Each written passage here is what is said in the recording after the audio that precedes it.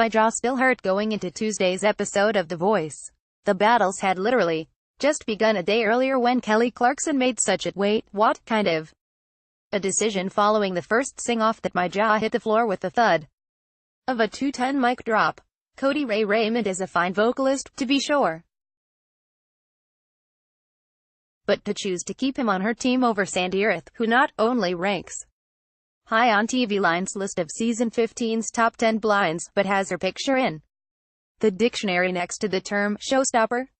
No, it just didn't compute. At least, I figured Tuesday's rounds couldn't possibly dish out as big a shock, or could they? Read on, and as if you don't already know, find out the answer.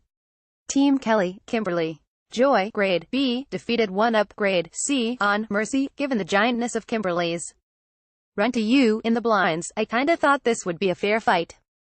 One of her voice was equal to, and probably greater than, 2 of 1UP's. Once the trio hit the stage, they immediately made me like them as a group. That opening harmony was lovely, and a good hint of what was to come in the closing a cappella bit that mentor Thomas Rhett suggested. But ultimately, this battle was Kimberly's to lose. She owned that stage, not just shredding runs but freaking splintering them.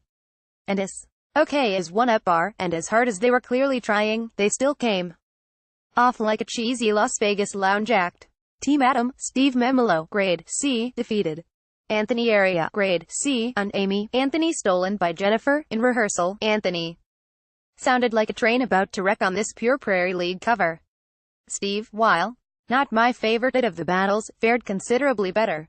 When they actually took to the stage, they were, let's go with okay. Anthony's inexperience showed, as did Steve's inability to not remind me of an insincere Ben Affleck.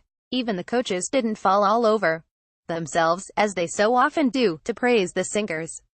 About the best that Adam could say about Steve was that he had more polish than his teammate and looked like you-know-who. Z's Team Adam, Tyke James, grade D, defeated Jard Matthew, grade F, on She's Always a Woman. With no fanfare at all, we dove right into this battle, maybe to get it over with as fast as possible.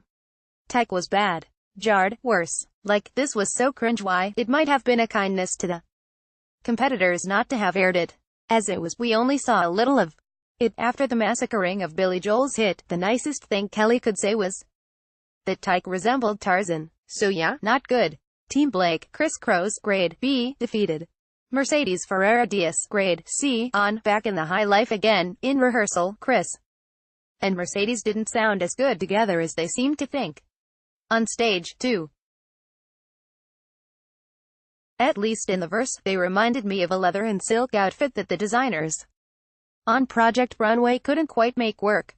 They fared better harmonizing on the chorus, but that didn't make it much easier to say that one of them was better than the other. From what little we got to hear of this truncated battle, though, Chris was more solid all the way through. Team Blake, Katrina Kane, grade C, defeated Rachel Messer, grade B, on Angel. I would have bet any money that Katrina would slay on this, but she stumbled on stage, at least in the little snippet that we were shown, leaving the door open, or so I thought, for Rachel to eke out a victory. But Blake, maybe as high on Katrina as I was after her blind, instead opted to stick with Katrina. And WTH is with these tiny snippets of battles? Are we in some huge rush? The Voice and I are gonna have words. This wasn't the kind of shock I expected Tuesday.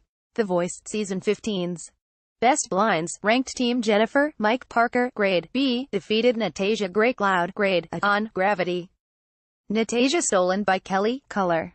Me, surprised. Before this battle, I couldn't remember a damn thing about either Mike or Natasha. I actually had to look up my reviews of their blind auditions to remind me who they were. So they're pretty excellent. John Mayer's sing-off was a pretty exciting revelation. Mike was as solid vocally as he'd been in the blinds, but with a little extra swagger, which he needed. He could have probably used a little more, truth be told, but at least he was going in the right direction. And Natasha, she was just so in control of her massive voice that big notes that could easily have run off the rails stayed awesomely on track. So, how pissed are you that we are being shown so many shortened battles? Or is it just me who's peeved? In spite of that, did anybody stand out to you tonight? Vote in the poll below, then hit the comments.